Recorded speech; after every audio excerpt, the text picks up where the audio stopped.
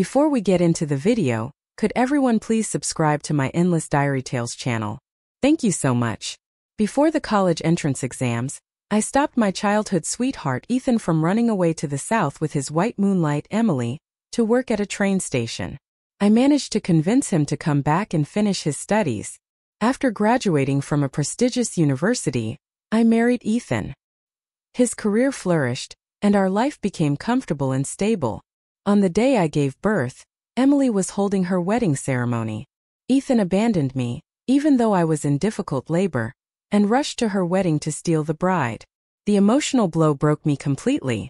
My delivery went wrong and both my baby and I died. Meanwhile, Ethan succeeded in taking Emily away, and they got married, living happily together. "Don't blame me, Sarah," Ethan said. "The one I've always loved is Emily.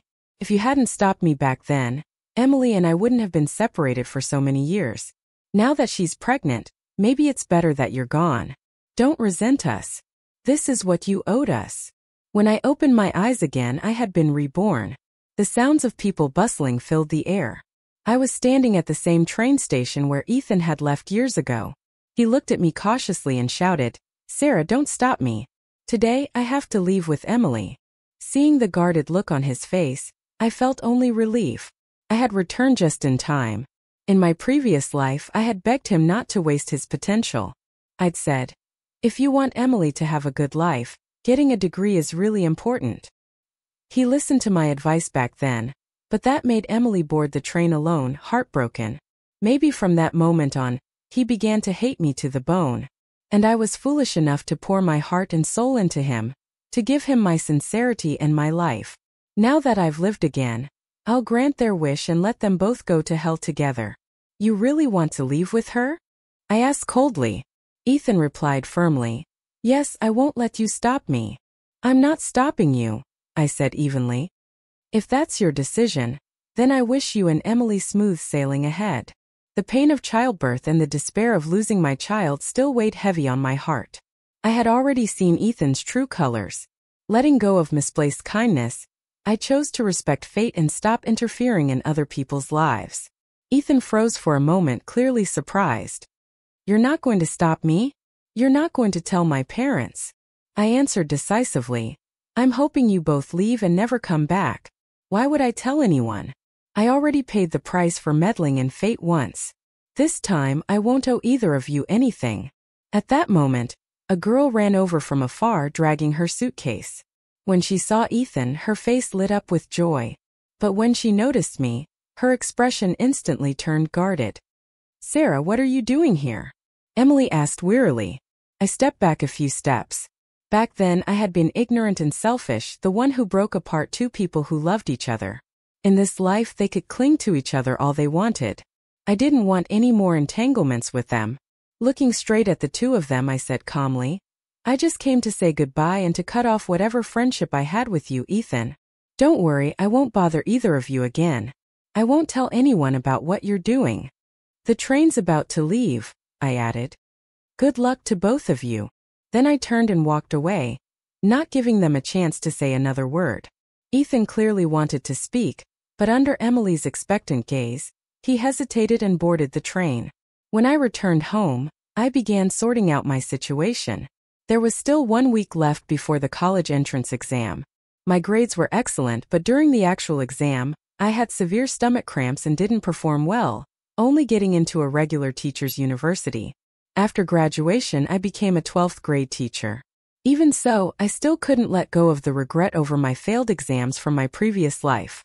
I reviewed the college entrance exam papers from that year again and again, which had once made Ethan complain that I cared too much about winning and losing. But now I finally had a chance to make up for that regret. I opened my textbooks and began to review according to the memories from my past life. While I was working on practice problems, a sharp scream suddenly pierced the quiet and interrupted my studying. It was Mrs. Johnson, Ethan's mother, from the house next door. She had finally discovered the note her son had left behind. I could hear her collapse emotionally, screaming in despair before she ran to my house and began pounding furiously on my door. When I opened it, her face was twisted with anger. "Sarah, do you know that Ethan and one of your classmates ran away together? Where did they go?" I widened my eyes, pretending to be surprised, as if I had just found out. What? I didn't know. I've been busy studying for the exams lately, so I haven't paid attention to Ethan. Did he really run away from home?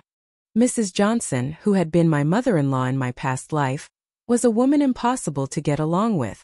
Before I married Ethan, she treated me like her own daughter. But after the wedding, she constantly criticized me, saying I didn't earn enough money, that I hadn't given her a grandchild yet, or that my education wasn't as good as Ethan's because I didn't graduate from a top university like him. No matter what I did, she could always find something to pick apart. Now she was on the verge of losing her mind. He's about to take the college entrance exam, and he ran off with that girl. What the hell is he thinking? She shouted, her voice filled with fury. I watched her coldly just as my parents returned home from work. After they understood the situation, they gently advised Mrs. Johnson to calm down and go look for Ethan instead of wasting time yelling. Only then did peace return to my home. Finally, the day of the college entrance exam arrived. I gathered my things carefully and got ready to head out. Just as I stepped outside, I saw Mr. Johnson, Ethan's father, standing by the door with a bag of breakfast in his hand. In my previous life, I had stomach pain during the exam and didn't perform well. To avoid that, this time I cooked my own breakfast early in the morning, carefully choosing fresh ingredients and sterilizing every utensil before eating. "Sarah," Mr. Johnson said, holding out the bag to me, "you're taking your college exams today." Ethan was being foolish running off like that. But I've watched you grow up. You're like a daughter to me, too. Please take this breakfast and eat it. I looked at him silently, my thoughts drifting back to that same morning in my past life. Back then, Ethan had come over to my house with breakfast, saying that his father had woken up early to make it for both of us. Our families were close. Ethan had often eaten meals at our house since we were children. Back then, I wouldn't have thought twice about accepting the food. But now, things were different. Ethan had run away from home. The Johnson family was shrouded in tension and resentment. I was just the neighbor's daughter. I didn't believe that Mr. Johnson still had the heart to make me breakfast out of kindness. Still, I quietly accepted the bag and offered him a polite smile. "Thank you, Mr. Johnson. I'll make sure to eat it all. Please don't worry too much about Ethan. Everything will be fine soon." Once I was out of the building, I slipped the breakfast bag into my backpack. Thanks to my memories from my past life, the college exam this time felt effortless. I was like a fish returned to water. I believed that in this life, I could finally make up for all the regrets of the last one. After finishing the exams, I didn't go straight home. Instead, I took the breakfast that Mr. Johnson had given me to a food safety laboratory and requested an official chemical test report. 2 weeks later, the exam results were announced. As I stared at my score, an immense sense of relief washed over me. My parents were overjoyed and wanted to go out and share the good news with everyone, but I stopped them. "Let's not make a big deal out of it right now," I said calmly. "The Johnsons are already going through enough. If we celebrate too loudly, it might make them uncomfortable." My father sighed emotionally. "My daughter's really grown up. You actually think about other people's feelings now." Of course, that wasn't it at all. I wasn't thinking for their sake. I was thinking about how to protect my own family. Yesterday, I received the official test results for the breakfast Mr. Johnson had given me. Just as I suspected, there was indeed a problem with it. It had been laced with a laxative. So that's why I'd suddenly suffered stomach pain during the college exam in my previous life. Now at last I had the proof. The thought made my blood run cold. I had been blind enough to marry Ethan, and his father, Mr. Johnson, had dared to harm a child. How vicious could a man be? If he ever found out that his scheme hadn't succeeded this time, who knew what desperate, deranged thing he might do next? I hadn't wanted to worry my parents. My plan was to quietly handle this matter myself. But since my exam results couldn't be hidden forever, I decided to tell them so they could stay alert. "Mom, Dad," I said that evening, "there's something I need to tell you." Meanwhile, the Johnson family was filled with gloom. Ethan still hadn't returned home. In the neighborhood, other families were celebrating their children's results with joy, but their house was silent and heavy with tension. Ethan had always been seen as the brightest student around, the kind of kid who was destined for Ivy League level schools. And now, instead of celebration, the Johnsons had only shame. Mrs. Johnson, bitter and resentful, couldn't hold her tongue. "It's just a second-tier college," she sneered at the neighbors. "What's there to brag about? If my son had taken the exam this year, Harvard or Yale would have been fighting to take him." Her words were sharp and mean, and they infuriated the parents around her. When she saw me walking by, she turned and called out, "Sarah, how did your exams go? Did you at least make it into a second-tier school?" I gave her a mild, indifferent smile and sighed. "I did okay. Nothing special." Mrs. Johnson's face brightened smugly. "Figures," she said. "Didn't you have diarrhea on the day of your exam?" I only smiled and said nothing, walking away from that petty drama. A day after the exam results were released, Ethan suddenly came home with Emily beside him. He had only been gone for a month, yet he had already spent all the money he'd stolen from his parents. When he could no longer survive outside, he brought Emily back with him. "Mom, Dad, I'm home," Ethan announced proudly. "This is my girlfriend, Emily." Mr. and Mrs. Johnson were overjoyed to see their son return. But the moment they noticed Emily, their smiles vanished. Mrs. Johnson's expression turned dark. She rushed forward, ready to slap the girl. But Ethan quickly stepped between them. "Mom, what are you doing?" he shouted. "I love Emily and she's pregnant." Mrs. Johnson froze, then let out a wail and sank to the floor, crying hysterically. "You ran away and skipped the college entrance exams, and now you come back with a pregnant girl. You've completely disgraced us. What's so good about her? She's just a foolish girl who ran off with a boy at her age. She's not even half as decent as Sarah next door. At least that girl has a clean background." Emily's face turned red with humiliation, and she looked as if she might cry. Seeing that, Ethan's heart ached, and he immediately lashed out at his mother. "Mom, stop saying that. Emily and I truly love each other. What's wrong with that? Sarah's just a neighbor and a friend. How could she ever compare to Emily? Emily is carrying my child now. You're going to be grandparents. Shouldn't you be happy? Emily is my true love. She's the only one I'll ever be with in this life." Mr. Johnson was so furious that he picked up a broom, ready to hit his son. Mrs. Johnson rushed to stop him, shouting, "You ungrateful brat. We searched for you everywhere for a whole month.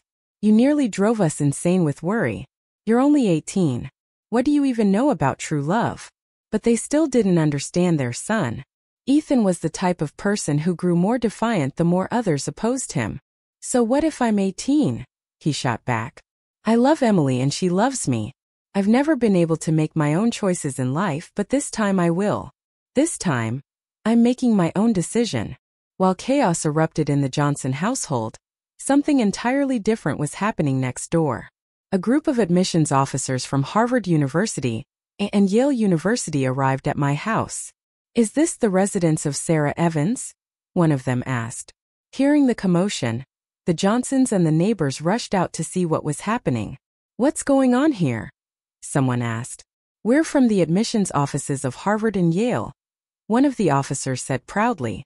"Sarah Evans is this year's top scorer in the entire city. We're here to personally recruit her." Ethan's eyes widened in disbelief. My mother hurried to open the door, beaming with excitement. "Please come in. Yes, this is Sarah's house." Mrs. Johnson suddenly let out a loud, strangled cry. Mrs. Johnson completely broke down. Her son hadn't taken the college entrance exam and had brought home a pregnant girlfriend instead. And now the girl next door, me, turned out to be the top scorer in the city. "Mr. Johnson, what the hell are you doing with your life?" she screamed at her husband. "How could Sarah next door be the top scorer? How is that even possible?" Just then my father arrived, accompanied by the police. He pointed directly at Mr. and Mrs. Johnson, who were sitting on the floor in shock. "Officers," my father said coldly, "these two are the ones who drugged my daughter's breakfast." The Johnsons tried to protest, but the police didn't give them a chance. Given the seriousness of the accusation, the officers restrained them and escorted them straight to the station for questioning. The university admissions officers, realizing the situation was serious, politely said they'd come back the next day to finalize my enrollment and let our family handle the matter first. I hadn't known they would visit today, and I felt apologetic as I saw them out. Then I quickly followed my father to the police station. At the station, my father presented the hallway security footage showing Mr. Johnson handing me the breakfast along with the official test report from the food lab. He had also called in several neighbors as witnesses, those who'd heard Mrs. Johnson mocking me that day about having diarrhea during the college exam. With the evidence and witness statements lined up, everything was crystal clear. "Why did you put laxatives in Sarah's breakfast?" one of the officers asked sternly. "The evidence is conclusive." Mr. Johnson stayed silent, his face stiff. It was Mrs. Johnson who first tried to deny it. "There were no laxatives. We must have mixed it up by accident. We didn't know that part of the breakfast had been contaminated." The officer wasn't having it. He tapped his pen against the table and said coldly, "You'd better cooperate and tell the truth. You're lucky nothing serious happened to the girl. If she had suffered real harm, you'd both be facing over 15 years in prison." At that, Mr. Johnson suddenly laughed. A low, deranged laugh. "That Sarah girl has always scored higher than my son in every exam. Her father already outranks me at work. How could I stand seeing his daughter surpass my son again?" The officer frowned and glanced at my father. It turned out both of them worked at the same government office. My father as the department head while Mr. Johnson was just a regular employee. My father had always thought they were good friends. Otherwise, he never would have bought a house in the same neighborhood on the same floor. Mr. Johnson continued in a defiant tone. "So what if I admit it? It was just a little laxative. She didn't get hurt, did she? Don't think I don't know the law. The most I'll face is a civil fine." His shamelessness made my father's face flush with rage. He was about to charge forward and hit the man, but I stopped him. "Dad, this is the police station," I said firmly. I looked at Mr. Johnson with cold disdain. I always said Ethan was a fool who acted without thinking. Turns out he takes after his father. Then I added, "You're right about one thing. It's only a civil matter. But that day your actions caused me serious psychological trauma. I've been examined at the hospital. My mental injury is significant, and the treatment won't be cheap. So let's settle this. Pay me $100,000 in damages, and I'll drop the matter." Mrs. Johnson let out a scornful laugh. "What nonsense are you talking about? $100,000? You think you can just say that out loud and make it true? I'm telling you now, we won't give you a single cent." I smiled faintly. "Fine, then wait for the court summons. You can explain yourselves to the judge instead of yelling at me." Ethan stood nearby, pale and lost. He was just an 18-year-old boy watching his parents get taken away by the police, completely unable to process what was happening. "Sarah, this must be a misunderstanding," he said weakly. "My parents would never do something like that." Emily quickly chimed in, clinging to his arm. "That's right. Your families have known each other for years. This has to be a mistake." I gave them both a cold, mocking smile. "Ethan, your father already confessed. What misunderstanding are you talking about? Sure, our families are neighbors. That's true. But maybe you should listen more closely to what your father just said. Or are you worried that if he pays me $100,000, you won't have money left to raise your child?" Then I turned to Emily. "And you don't get too comfortable. You're not even married into their family yet, and you're already defending them. Maybe you should think about whether they even want that baby you're carrying." My words hit home. Emily's face went pale, her hands trembling as she pointed at me, speechless with anger. You what?" Emily stammered, her face pale with fury.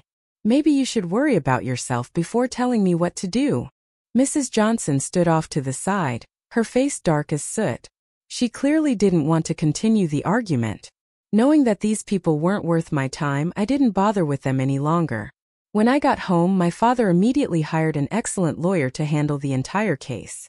He submitted my hospital's psychological evaluation along with all the evidence, demanding full compensation. Over the next few days, our family packed in a hurry and moved away. The Johnsons were all lunatics, and now that we were enemies, it was safer to leave early before anything worse happened. After what had transpired, Mr. and Mrs. Johnson were deeply ashamed, but couldn't bear to let their only son's bloodline drift away. Reluctantly, they agreed to let Emily stay. Emily had been an orphan since childhood. Her grandmother had raised her, but she'd passed away earlier that year. That was why Emily had decided to quit school and find work. Her plan to go south for a job had failed, and since she was pregnant, she had no choice but to cling to the Johnson family for survival. Mr. and Mrs. Johnson made a condition. Ethan had to return to school and retake the college entrance exam. If he didn't pass, they would never allow Emily to marry into their family. "No problem," Ethan said confidently. "I'm the kind of student who could get into Harvard or Yale. Passing the college exam again will be easy." Then he turned to Emily with an affectionate look. "Emily, wait for me. When I'm admitted to a top university, you and our baby will have a father who's a star student. We'll never lose to Sarah." Emily was deeply moved. "Ethan, I believe in you. Just hearing you say that makes everything I've gone through worth it." Two 18-year-olds blinded by love sealed their promise with naive words of devotion. Not long after, the court issued its final ruling.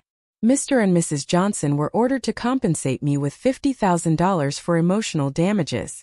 It was half of what I'd requested, but it was still enough.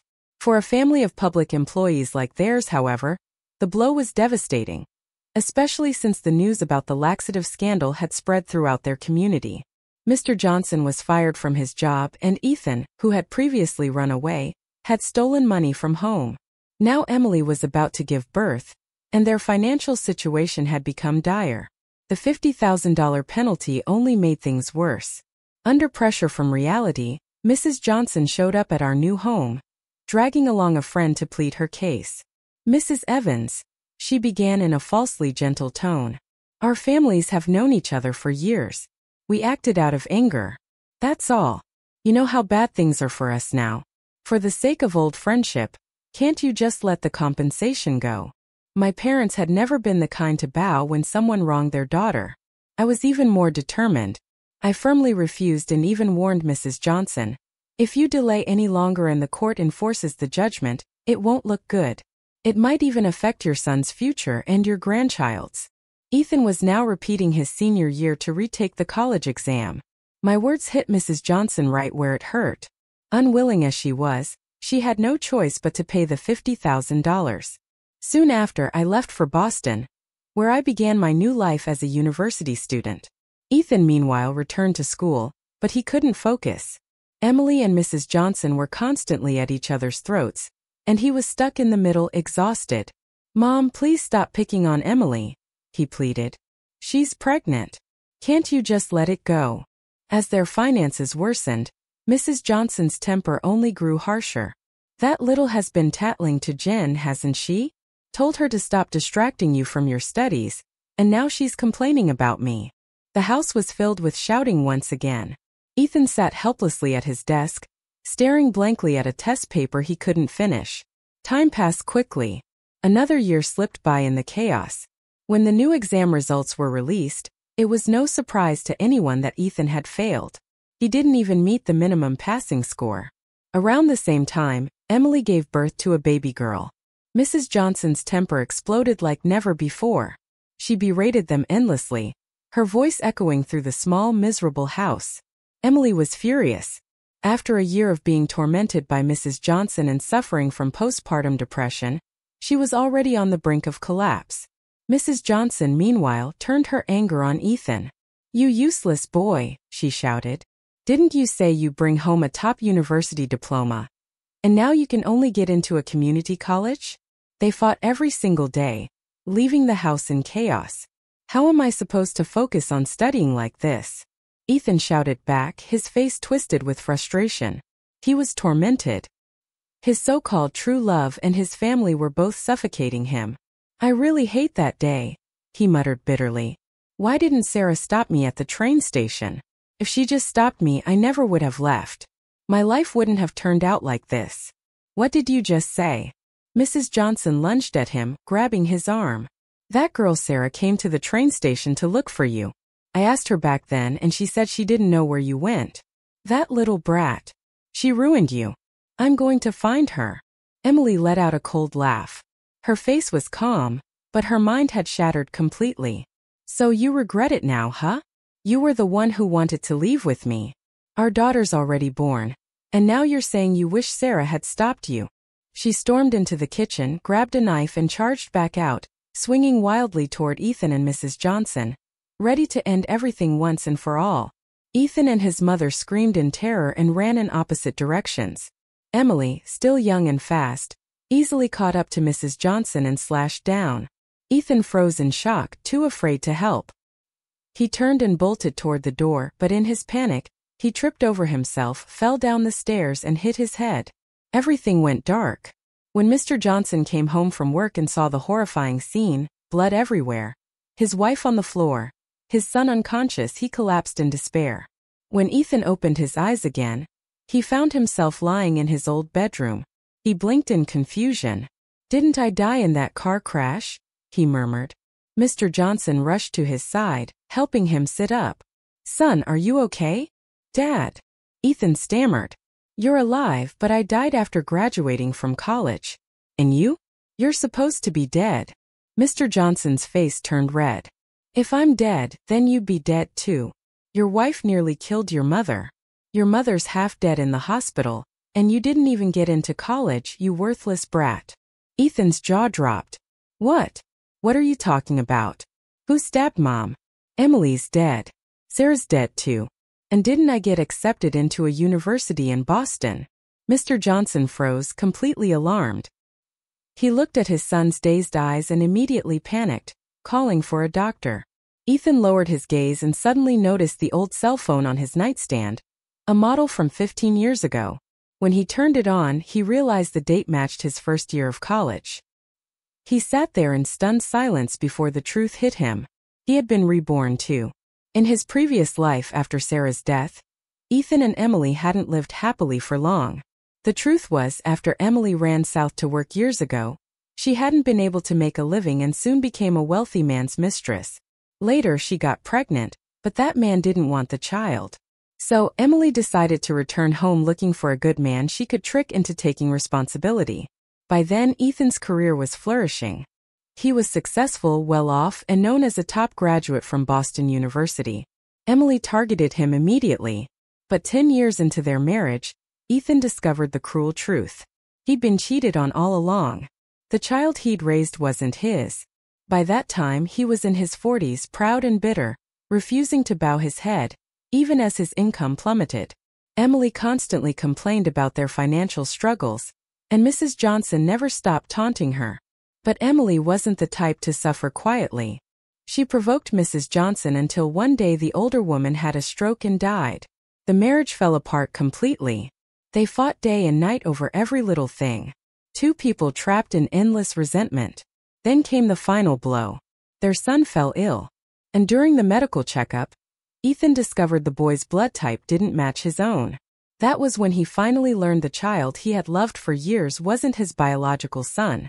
Ethan was so furious that he grabbed a knife and slashed at Emily. Then in panic, he jumped into his car and sped away.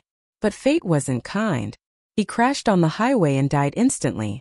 "Are you all right, son?" Mr. Johnson's worried voice broke through Ethan's gaze. "You just woke up, so your mind's a bit foggy. Don't think too much right now." Once Ethan understood what had happened, excitement surged through him. Heaven had given him another chance. He could fix everything this time. Determined, he made up his mind to find Sarah again.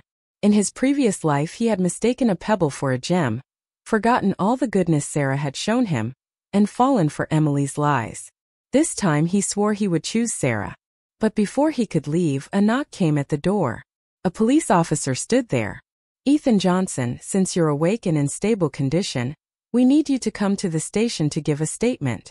The officer paused, eyeing the chaos still lingering in the home. "Also, your girlfriend is awake. She's in another hospital room and wants to see you." Emily sat on her hospital bed, staring at Ethan with cold hatred in her eyes. After stabbing Mrs. Johnson, she had fainted and been brought here by ambulance when Mr. Johnson called the police. "You useless piece of trash," she hissed. "You came back to life too." Ethan's eyes darkened, flashing with murderous anger. "You filthy woman. You're alive too. Guess God's giving me the chance to finish what I started." Emily let out a bitter laugh. "I died by your hand once already, you coward. How dare you talk to me like that?" But she quickly calmed herself. Now wasn't the time to fight. The situation was already bad enough, and if she played her cards right, she might still get out of this mess. She had just given birth. Her baby was still an infant and she could claim postpartum depression. Mrs. Johnson hadn't died from her injuries. She was lucky to be alive and everything could still be explained away. "Ethan," Emily said, "go talk to the police and tell them I was suffering from postpartum depression. I know you're angry, but look at where things stand. Our daughter is your biological child no matter what. What's the point of holding a grudge now? You're not that hotshot Boston student anymore. You're just a broke high school senior with no future. The family's dirt poor. But if you cooperate and agree to a settlement, I can get us some money to start over." Ethan sneered. "And where exactly are you getting that money?" Daydreaming again. Emily smirked, her confidence returning. "Sarah ruined your life. I can help you get revenge and money. If we blow this story up online, we can accuse her of ruining your future and demand compensation. I won't take a dime. It'll all go to you. Sarah's at Harvard now. Someone like her can't afford a scandal. She'll pay to protect her reputation." Ethan hesitated. Part of him still wanted to find Sarah to somehow make peace, maybe even start over. Doing this would destroy any chance of that. After all, she had once been his wife. 15 years of shared life couldn't be erased so easily. Emily could read him like an open book. "Forget about getting back with Sarah," she said sharply. "If she didn't stop you from leaving with me back then, it means she's been reborn too. You can't seriously be too stupid to realize that. There's no way you two can end up together. You might as well get some money out of it while you can." Her words snapped Ethan out of his hesitation. She was right. By the time Sarah discovered their scheme, it was already too late. Ethan and Emily had launched a live stream titled, "Harvard Student Sarah Evans Destroyed My Family."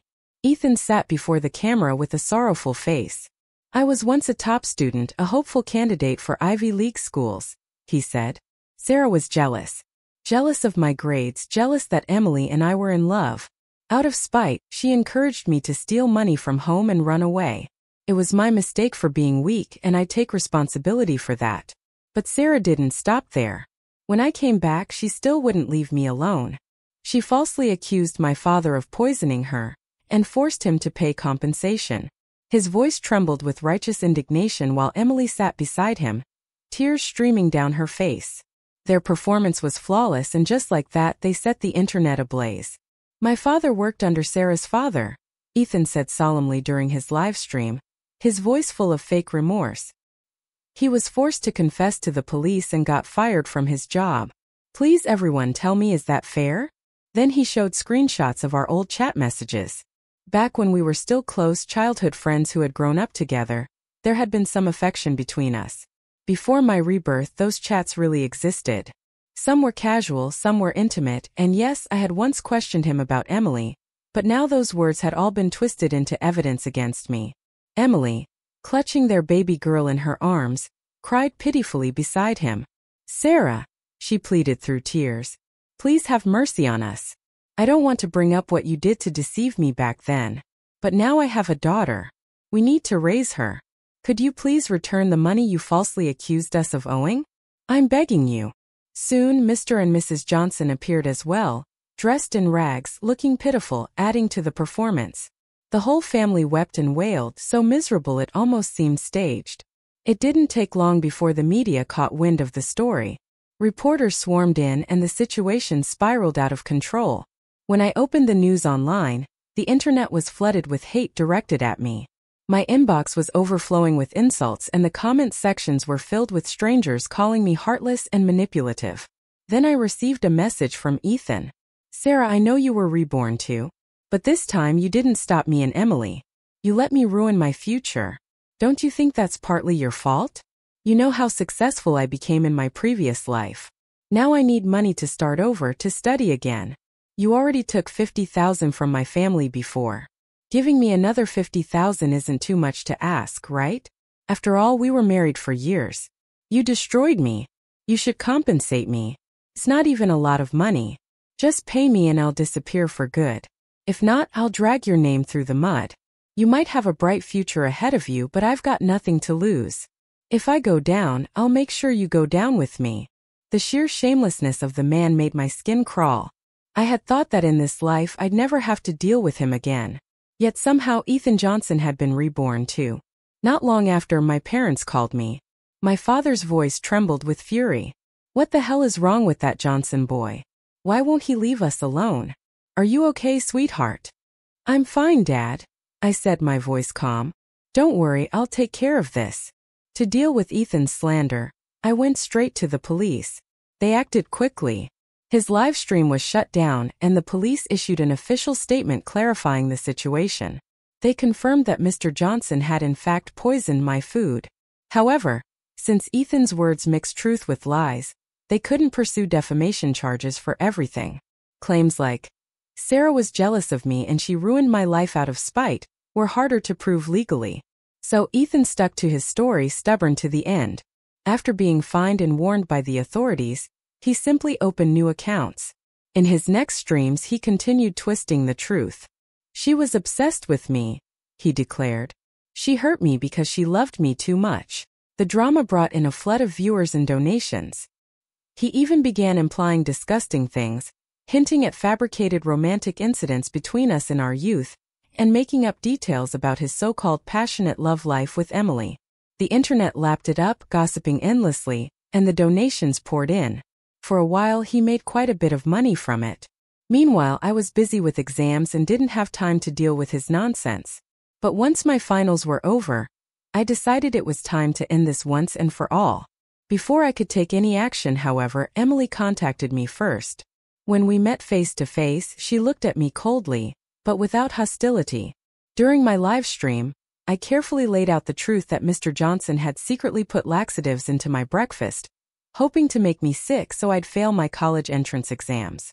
Before this broadcast, I had already requested the original police audio recording of Mr. Johnson's confession.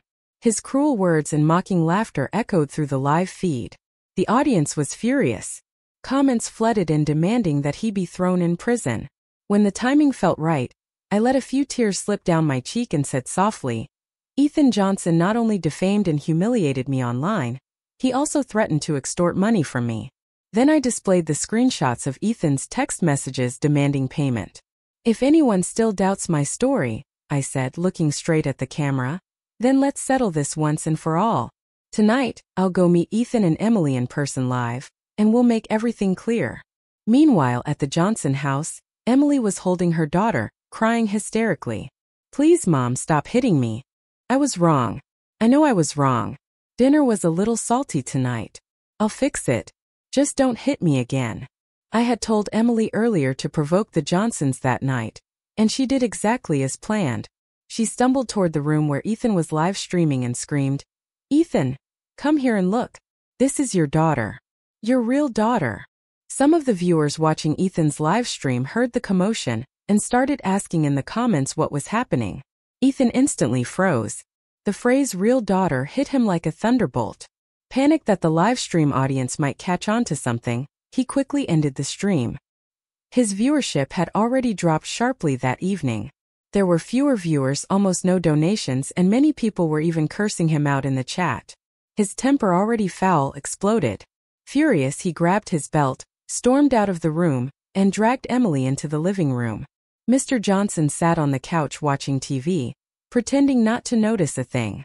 The belt cracked through the air again and again, striking Emily's body. She clutched her daughter tightly, screaming in agony. The child, terrified, burst into tears. Mrs. Johnson clapped her hands and sneered. "Serves you right, you little. You seduced my son. You deserve every hit." Still, she loved her granddaughter enough to fear Ethan might harm the baby. She snatched the crying girl from Emily's arms. Losing her child sent Emily into a frenzy. She screamed and thrashed wildly. "Don't take my baby. Please give her back. Mom, please. She's my daughter. Ethan, I was wrong. I'll listen to you. I always have. You told me to run away south. I did. You told me to lie about Sarah and demand hush money. I did that too. Please stop hitting me. I'm begging you." Her cries only made him angrier. The more she pleaded, the harder he hit her. What none of them knew was that a hidden camera had been quietly recording the entire scene and streaming it live. At first, only a few people were watching, but soon the video spread like wildfire. Thousands of viewers joined, their comments filling the chat. "Oh my God, he's going to kill her. Call the police right now. This whole family is sick. The parents are just sitting there doing nothing. So this is the truth all along. Sarah was innocent. Those monsters lied about everything. How can people like this still exist? Where's the justice?" Within minutes, the story blew up across every platform. I arrived at the Johnsons' house with a small group of reporters and volunteers. People who'd seen the live stream were already gathered outside, shouting in outrage. When they heard Emily was being beaten inside, they didn't hesitate. They kicked the door open. The noise startled the Johnsons. Mrs. Johnson turned around, clutching the screaming baby tightly. I rushed forward and, taking advantage of her confusion, pulled the child from her arms. Then I stepped back behind the group of bystanders for safety. The men with me quickly restrained Ethan, who was still raging with the belt in his hand, while the women rushed in to help Emily, who was bleeding and barely conscious. "Who the hell are you people?" Ethan roared from the floor as the men held him down. "Who said you could break into my house? I'll call the cops on you." But this time the police didn't come to protect him. They were already on their way, and the evidence was being streamed live to millions. I gave a cold laugh and lifted my phone. "Don't worry," I said evenly. "I already called the police for you." Ethan's eyes went red with rage. "You, Sarah Evans, how dare you? You ruined my life. You owe me. You'll pay for what you did to me." I pretended to flinch, stepping back in mock fear. The people I brought with me immediately moved into position. Some shielded me while others kept recording. After all, their job was clear. Expose the true face of this man to the world. Tonight, his whole family would be utterly disgraced. "Stop filming. You hear me? Stop!" Ethan shouted wildly, his voice cracking. "I'll sue every single one of you." I ignored his howls. Hugging Emily's baby close, I guided her outside just as the ambulance I'd called arrived. Emily was in terrible shape, her face swollen, her ribs bruised, blood on her shirt. If we had been a few minutes later, she might not have survived. When I'd asked her to provoke the Johnsons, I'd only meant for her to anger them a little, to take a few hits at most, enough to expose them publicly. I hadn't expected Ethan to lose all control and beat her so savagely. "You didn't have to go that far," I murmured as the paramedics lifted her onto the stretcher. "Getting yourself hurt this badly. It wasn't worth it." Emily forced a weak, crooked smile. "No, it had to look real. If my injuries weren't serious enough, our plan would have failed." I didn't know what to say to that. After a long pause, I sighed softly. "You've been through enough. Just rest. I'll take care of your daughter." Emily tried to open her mouth to thank me, but pain stopped her. Her lips trembled, her eyes rolled back, and she fainted. The shrill wail of police sirens echoed from behind us. I turned to glance once at the Johnson house, now surrounded by a sea of flashing lights and angry onlookers, then looked away without hesitation. I hired a lawyer immediately to handle Emily's case. With all the evidence we had, video footage, witness statements, and medical reports, it was more than enough to convict Ethan. The court ruled that Ethan Johnson was guilty of intentional assault causing injury. He was sentenced to 3 years and 2 months in prison. But that wasn't the only crime he'd committed. His online slander, his lies, his defamation campaign, they were classified as serious digital harassment and reputation damage. It was almost certain he'd spend the better part of his life behind bars. When Emily was discharged from the hospital weeks later, I brought her daughter to see her. She was still thin and pale, but her eyes looked brighter, calmer. She smiled faintly when she saw me. "I grew up an orphan," she said quietly. "I always dreamed of having a child of my own. In my last life I had too many miscarriages. The doctor said if I didn't carry that pregnancy to term, I'd never have a baby again. That's why I stayed with Ethan. I thought maybe if I could give birth it would be worth it. But I was wrong. I made a lot of mistakes." Her voice trembled. "He attacked me in the end too. Thank God my son was in the hospital that day, and didn't see it happen." I let out a long breath. People like him, they're cruel but pitiful too. Forget the past, Emily. What's done is done. You have another chance now. Live for the present. She nodded and smiled faintly. "I plan to take my daughter and move south. Start over." I won't be back. I nodded in return, meaning to wish her and her child safety and peace. But before I could speak, the hospital door suddenly burst open. Mr. Johnson stormed in wild-eyed, waving a knife. I knew it, he screamed. You two filthy. You worked together to destroy my son. He didn't get another word out. The bodyguards I'd hired lunged forward, pinned him to the ground and disarmed him. Emily clutched her daughter tightly, her face white as paper. My hands were shaking too. Even in broad daylight in a public hospital, this madman had burst in to kill us. Thankfully, I'd expected something like this and had arranged for 24-hour protection. The guards dragged him out and called the police again. By the end of the day, Mr. Johnson was arrested and sent to prison for attempted assault. That was the end of it. The scandal finally died down and the rumors faded away. I returned to campus, ready to focus on my studies again. One afternoon, I came home to find Mrs. Johnson kneeling outside my door, crying and begging for me to visit her son in prison. I hesitated, then agreed. Maybe I just wanted to see what that despicable man had to say this time. When I entered the visitor's room, Ethan's eyes lit up. Sarah, he said, his voice shaking. Please help me. Get me a lawyer. Help me get out of here. Everything I did, it was all because of Emily. It was Emily, Ethan said frantically, his voice trembling. She was the one who told me to do it. She manipulated me. But Sarah, I still love you. I was wrong. I swear. In my past life she cheated on me, made a fool of me, and I was too blind to see it. Please give me another chance. I'll start over. I'll make things right.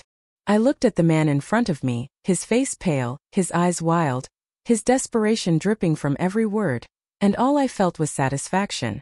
Ethan Johnson had been given a second life, a clean slate. He could have chosen any path, rebuilt his future, earned an honest living, done something good with his time. But no, he clung to me like a parasite, obsessed, destructive, refusing to let go. There are thousands of ways to start over, I said quietly, meeting his crazed gaze. You could have made something of yourself. You could have become someone better. Instead, you chose to destroy me again. Don't say you love me, Ethan. The only person you've ever loved is yourself. But he didn't even seem to hear me. He just kept muttering under his breath over and over. Find me a lawyer. My life is ruined. My life is ruined. I'd had enough. I stood, turned my back on him, and walked out of the prison's visitation room without looking back. Outside, I ran into Mrs. Johnson.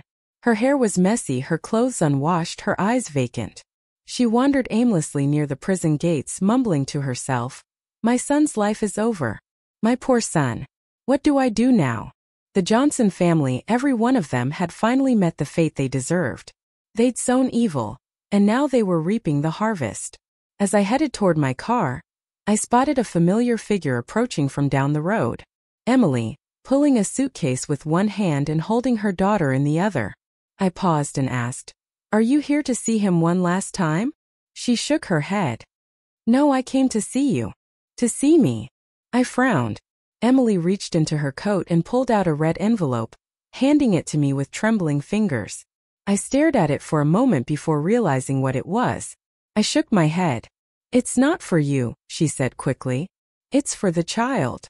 Why? I asked softly. Why are you giving this to me? She gave a weary smile, her eyes glistening with tears. I don't know. Maybe it's because for once I want to do something right. Or maybe it's because I pity that little girl, your daughter from the life before this one, who never got the chance to be born. I didn't respond. My throat felt tight, and for a moment I couldn't speak. Finally, I said quietly, Take your daughter south. Raise her well. Don't let her repeat our mistakes. Emily's eyes filled with tears as she nodded. Thank you, Sarah. Thank you so much. I waved my hand dismissively, turning toward my car. The sun was blazing overhead, warm and blinding. As I opened the car door, I felt the weight of the past finally lift. My life at long last was turning to a brand new page.